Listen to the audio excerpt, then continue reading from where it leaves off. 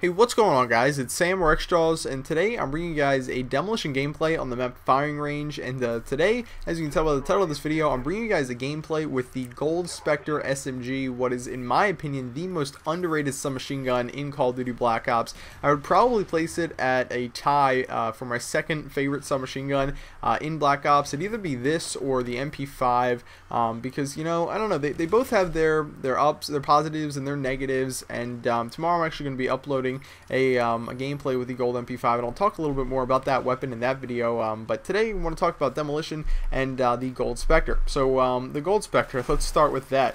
This is a weapon, again, one of the most underrated weapons in the game in my opinion, that sort of has one thing going for it really well. So let me sort of rewind to about a month ago when I was trying to get a gameplay with the gold Mac 11.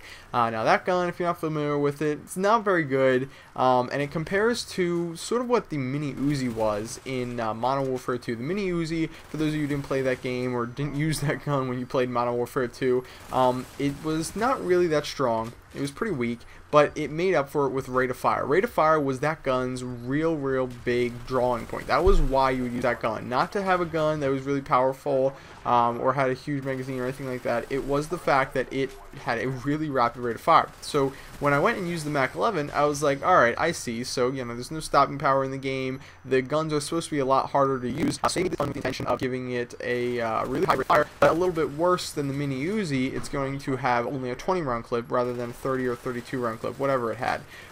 So then I tried out the Spectre, and I gotta tell you guys, the Spectre has that awesome rate of fire that the Mac 11 has, and that same damage, but it has a better clip size. So this all around, in my opinion, is a better gun than the Mac 11. Now recoil is kind of a different story, but I'm gonna go with the Spectre 9 times out of 10 as a better gun than the Mac 11, and it's just a gun that I really like to use in this gameplay.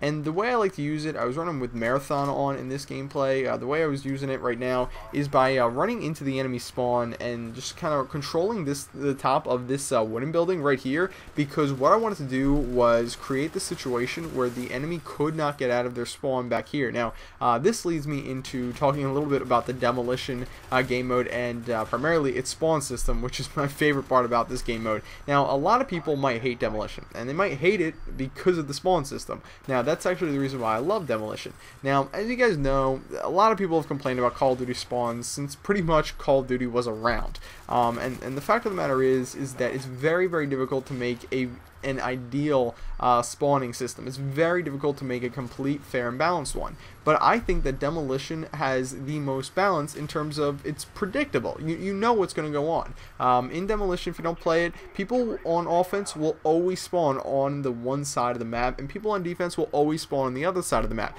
You're never going to have to worry about a bad spawn.